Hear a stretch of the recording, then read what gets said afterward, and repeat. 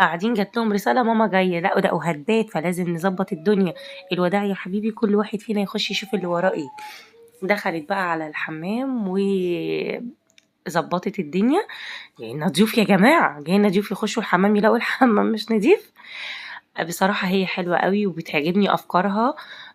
هنا بقى جوزها دخل الأوضة التانية ظبطها علشان في ناس هتبات يا جماعة، فهيظبطها بقى. هما بيظبطوا البيت مع بعض.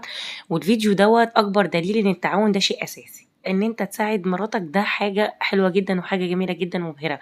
هنشوف مع بعض في الفيديو برضو إن هو بيساعدها في كل حاجة، مش بس إن هو عشان بيفهم مثلا في النجارة أو إن هو يركب أوضة أو يعمل أوضة، لأ بيساعدها حرفيا. ف ان انت ايدك تبقى بايد مراتك، والتعاون ده شيء جميل جدا والله، وبيفرق في نفسية البيت. بيحسس الزوجة قد ايه ان جوزها حاسس بيها ومراعي ان هي بتبقى تعبانة، خصوصا لما تكون الزوجة